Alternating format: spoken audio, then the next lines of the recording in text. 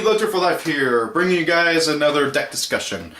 Something I haven't done in a long time, now that I think about it. I mean, oh god, when was my last deck discussion? A few months ago? Anyway, so guys, today we're going to be talking about RaidRaptors. Possibly one of my favorite decks to come out of the Arc V era so far. I mean, yeah, I know we're not done with it. We're nowhere near done with the Arc V era. Hopefully. And we already have a lot of cool decks, and one of which is RaidRaptors, which is basically kind of like Black Wings 2.0. It's all about the exceeds compared to Synchros for Black Wings. RaidRaptors is super fast, it's super advantage, and they take advantage of your opponent going into cool stuff. So they're basically being treated how Konami treated Black Wings, in that we're getting support but very little of it over a large amount of time. And by very little, I mean we're getting trickles of it at a time. In the previous set, there were 4 RaidRaptor cards. There was RaidRaptors Fantasy Lanius, Rise Falcon, Fantasy Lanius being an effect monster, Rise Falcon being an Xyz, 1 spell card, which is RaidRaptor's Nest, and 1 trap card, RaidRaptor's Readiness. Out of crossover souls, we are getting 2 new main deck monsters, 2 new Xyz, 1 new spell card, and that is it. And they're all rare or lower, which I'm having mixed feelings about, since I think Revolution Falcon was a super in Japan. And while I'm happy they're going to be easy to get, I was kind of hoping to have some higher rarity so that they look pretty. Oh, well, commons can look cool too, I guess. But however, with that being said, if you were to play a pure RaidRaptor deck after Crossover Souls comes out here in the TCG, you will have 9 main deck monsters and a total of 3 extra deck monsters to choose from. 2 of which are higher than they normally can go into unless they use other effects, so you're gonna have to play rank up cards, which is not a bad thing. Don't get me wrong, I love rank ups. So, that being said how can we get RaidRaptors to work here in TCG land? Well, they can work now because of Harpy's Harpist, which we are getting as an OCG import out of one of our 5 OCG imports, which surprises me since didn't Harpy Harpist come out like 2 months ago in Japan? This will be, if I'm correct, this is the earliest we have ever gotten an OCG import, like an OCG exclusive brought over.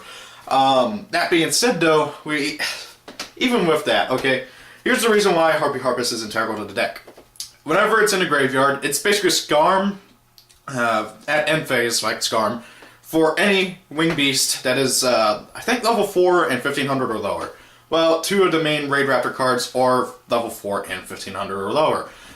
The problem with this still is that you still don't have enough main deck monsters to really be able to take full advantage of that. I mean, you just don't. There's not enough. So, you have 2 options to mix RaidRaptors with another deck. You have Harpy RaidRaptors, or Raid Ladies as I like to call them, and you have Blackwing RaidRaptors, or Raid Wings, or Black Raptors, whatever you want to call them. And I'm going to basically discuss my opinions on the 2 different decks. Okay, so first and foremost I'm going to go with the more well-known version of RaidRaptors mixed with another wing-based archetype, and that is Raid Wings, as I'm going to call it. You know, Black Wings and RaidRaptors. Now, the reason why these 2 decks, people think that they would work well together so much so, is because they're both Dark Wing Beast attribute archetypes that can easily go into multiple rank 4s. I mean, if you have Bora in hand, you can easily, and you have like Shuro on field, you can spell summon him and go into a rank 4, or if you have like Gale, you can go into a 7, or something like that. But however, the problem with this is that they conflict so much with each other. Black Wings is very slow paced. Black Wings like to take their time to get to doing stuff. They attack over with Shura, they attack over with Bora, and it just takes a lot longer to get going. I mean, yeah, you can spam out the field with Bora and Gale and Chris. The problem with that is that you'll be relying so much on the Black Wing support that you won't even need the RaidRaptor stuff, okay? I've been testing RaidRaptor Black Wings, and the few times I actually do use the RaidRaptor stuff is after I've gone through with the Blackwing stuff, I'm already in a winning position, and my opponent mirror forces me or something, or dark holes me, and then I gotta start relying on my other stuff. The problem with this is that you aren't using the RaidRaptors as much. Okay? That's my problem with the deck. And also, Blackwings, they prefer to go into synchros more than they do go into exceeds. So that whole thing, it's just, it's all sorts of trouble. I don't think the two decks work very, very well together. However, after we get 4 Strix, which who knows when that's going to happen? I don't know, maybe. Because 4 Strix, you detach Exceed material, starts out at level 4, Darkwing Beast. And I'll get more into another thing about that later on. Now then, as for Raid Ladies, RaidRaptors mixed with Harpy Ladies. I love this deck a lot, okay? Harpy Ladies have very, very high amount of consistency, and they have good spell and trap card destruction with their field spell. Also, they have instant rank 4 access with Harpy's, God, what was her name? Channeler. You discard Harpy card, special summon a Harpy from deck. If you have a dragon on field, so it becomes 7. That's irrelevant because you don't play dragons in this build, okay? However, you can go, doing that, you have an instant line Ninjadori. Or if you special summon, or anything, like it can be instant line Ninjadori, instant, God, what was it called? Ice Beast Seraphine, instant whatever you want. Instant Excidon. You know, just saying. And not only that, but also Harpy's Harpist, which you really cannot fit into the Blackwing build. But Harpy Harpist can search out all of your RaidRaptors, and once you've built up enough RaidRaptors in hand, then you can start spamming them out, and then you can start going in more exceeds, and the decks just work so well with each other, or at least with the crossover soul stuff. Also, using cards like Swallow's Nest easily allows you to get stuff going, and it's a really, the two mix so well together. And yeah, I know you can use Swallow's Nest in Blackwings as well, Blackwing RaidRaptors as well, but again, the deck, it's really hard to fit everything into it and still have it close to 40 cards or under it. No, you need it at 40 cards. At 40 cards or close to it. And I just feel like the Harpy Lady version is just so much better. Now, there is still some things that I have issues with.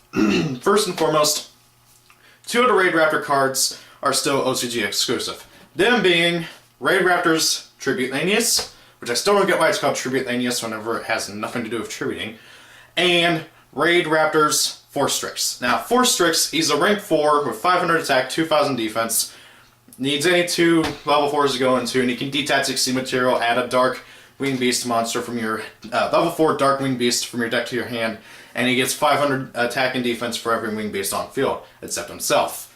Now, why this is good is because you detach RaidRaptor's Mimicry Lanius or Harpy's Harpist and get another search. Like, it's just really good to deck, that card speeds up the deck so much, and speeds up the consistency so much. Heck, in the OCG version of the deck, you usually summon out Harpy's Channeler, ditch either Harpy's Harpist or something else, to summon out Harpy Harpist from deck, overlay onto 4 Strix, detach Harpy Harpist if you already haven't dumped it into graveyard earlier, and then search out a RaidRaptor monster. That is usually the first turn if you're going first. And you can't do that in TCG version, so you have to find someone else that you can detach and do something with. Like, I don't know, I can't think of anything right off the bat they can just detach right away and do something cool with. I guess the Volleyball Chain, but that thing's expensive, and you guys know me, I hate expensive stuff. I think he's still expensive, yeah. I don't know. Anyways, I haven't looked at his price in a while. And then the other card, Tribute Lanius, whenever you summon, you can ditch any RaidRaptor card from your deck to the graveyard, and he's a promo. This guy is necessary for the deck. Oh, and if he kills something by battle, search out a rank up card. Well, rank up quick play, but that can be RaidRaptor's Revolution Force, rank up Revolution Force, rank up RaidRaptor's Force, or rank up, Quick Force. Rank up Magic Variant's Quick Force. You guys know what I mean. I actually played a card in my Herodics. I can't believe I don't remember the name of it. But yeah, you guys know what I mean.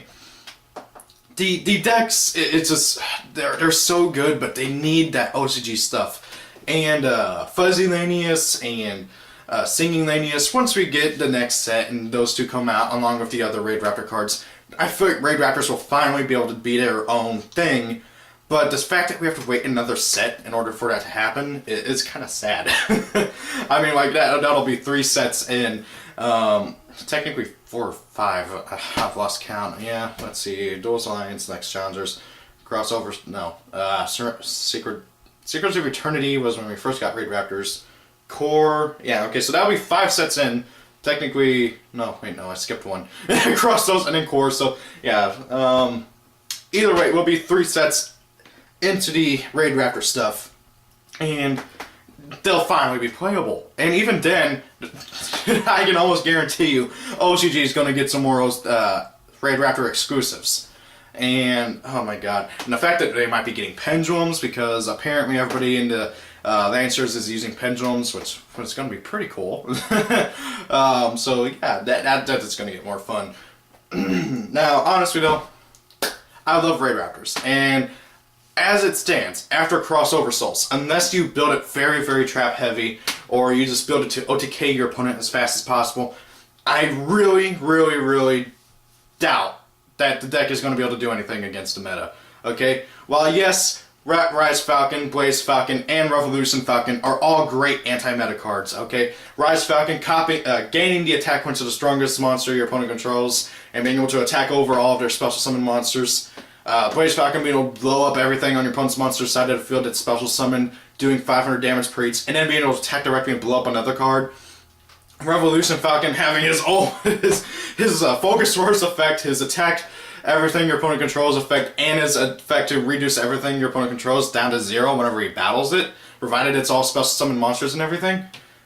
They're all really powerful exceeds. The problem with these cards is that the actual deck, well, no, these cards are great, okay? The actual deck itself, it's really hard for the deck to go into them at the moment.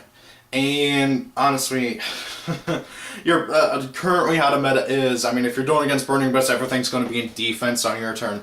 And even if you do manage to get a field going, your opponent's just going to blow it all up with fire. Like against Necrons, good luck attacking them while they have Valkyrius in hand, and they can just add it back to their hand later on.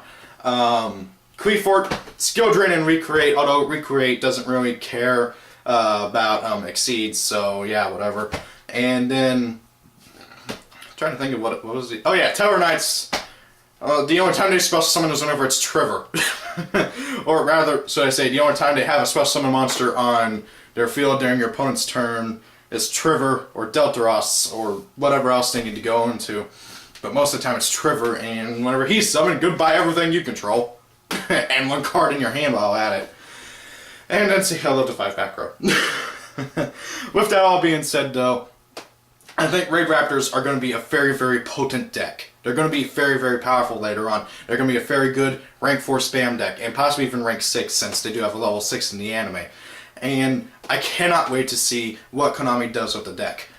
But right now, they're not going to do much in a minute. But, however, if you're like me and you love the deck a lot and you want to build it, regardless of if we get the OCG stuff or not, build it. It's going to be cheap. Rares and lowers, like I'd say, buy 10 packs, and I'd be surprised if you don't pull them all, but then again, there's a crap ton of rares, so yeah. Beg your friends for their comments and rares. Anyways, guys, thank you all for watching. Tell me what you guys think of RaidRaptors. I mean, I love the deck a lot, but however, right now, I just hate it. I can't play pure version unless I use the OCG stuff, and we don't have the OCG stuff yet. So, guys, again, thank you all for watching. Have a great day. See you guys later. Peace.